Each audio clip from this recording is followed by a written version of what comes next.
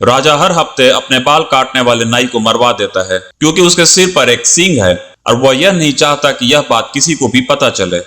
वह हर हफ्ते सिपाहियों को गांव में भेजकर एक नाई को लाने के लिए कहता है, मगर उनमें से कोई भी वापस नहीं आता। इसलिए गांव वाले इस बात से बहुत ज्यादा डरते हैं। आज राजा के सिपाही फिर से गांव में एक नाई को लेने के लिए जाते हैं, जहां वह एक लड़के को चुनते हैं जो कि अभी जवान था। उसके जाने से पहले उसकी माँ उसके लिए रोटी पैक करके देती है। थोड़ी देर बाद उसको राजा के सामने ले जाकर फेंक दिया जाता है। फिर सभी सिपाही वहां से चले जाते हैं। फिर राजा उसे एक चाकू देता है और अपनी टोपी उतार देता है। राजा का सींग देखकर लड़का चौंक जाता है, मगर वह एक राजा है इसलिए वह कुछ नहीं कर सकता। लड़का भी जवान था, मगर उसे बाल काटने अच्छे तरीके से आते थे।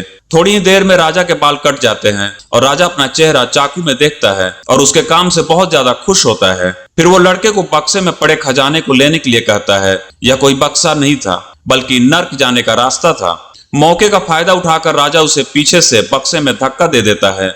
वहां कोई भी चीज नहीं थी जिसे लड़का पकड़ सके। अब वह किसी भी समय मर सकता था। बेरहम राजा यह देखकर खुश होता है और दरवाजा बंद कर देता है, लेकिन भाग्य से लड़का बच जाता है और उठकर अपने चारों तरफ देखता है। वहां सिर्फ हड्डियों के ढेर लगे हुए थे।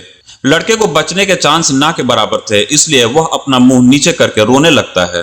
तभी हड्डियों के ढेर से कोई चीज बाहर निकल कर आती है, जिसे देखकर लड़का बहुत ज्यादा डर जाता है, जो कि एक बहुत बड़ा एनाकोंडा सांप था।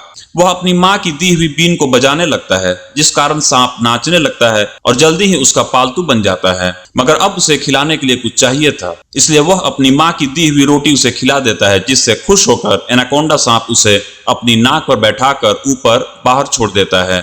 लड़का वहां से जाने लगता है, मगर तभी उसे कुछ हलचल महसूस होती है और झाड़ियों से एक भेड़िया निकल कर आता है। लड़का डर कर पेड़ पर चढ़ जाता है और अपनी माँ की बीन बजाने लगता है, जिस कारण भेड़िया भी नाचने लगता है और उसका पालतू बन जाता है। मगर अब इसे खाने के लिए कुछ देना होगा, नहीं तो यह उसे मार देगा। इसलिए वह उसे भी अपनी माँ के हाथ की रोटी खिलाता है, जिससे भेड़िया भी खुश होकर उसे अपनी पीठ पर बैठाकर रात होने तक भागता है। शाम को उसे एक घर दिखाई देता है, तो लड़का एक रात वहीं रुकने का फैसला करता है। लेकिन यह कोई आम घर नहीं था, यहाँ एक चुड़ैल रहती थी। वो लड़के को देखकर एक सुंदर लड़की का रूप धारण कर लेती है और उसे घर के अंदर बुला लेती है। लड़के के अंदर जाकर बैठते ही चुड़ैल एक ताली बजाती है और घर के सभी चीजें लड़के को पकड़ लेती हैं और उबल रहे पानी की तरफ ले जाने लगती है। लड़का मरने से पहले आखिरी बार चुड़ैल से अपनी माँ की दी हुई बीन को बजाने के लिए कहता है। चुड़ैल भी थोड़ी दयालु थी, इसलिए वह उसे यह करने देती है। बीन की आवाज सुनकर चुड़ैल अपने आप नाचने लगती है और अपने असली रूप में आ जाती है। लड़का यह देखकर डर जाता है और चुपके से वहां से निकलने की कोशिश करता है, मगर पीछे से चुड़ैल उसे रोक देती है। चुड़ैल को भूख भी लगी थी। अगर उसे भी कुछ खाने को नहीं दिया तो वह लड़के को मार देगी, इसलिए वह अपनी माँ की दी हुई आखिरी रोटी उसे खिला देता है, जिससे चुड़ैल खुश होकर उसे एक जादुई कोट देती है, जो किसी भी चीज को अच्छे से बुरा और बुरे से अच्छा बना सकता है। बिल्कुल डोरेमोन के एक जैकेट की तरह लड़का उसे पहनकर देखता है तो वह एक छोटे लड़के में बदल जाता है। चुड़ैल उस कोट को उतार देती है तो लड़का फिर से अपनी असली रूप में आ जाता है।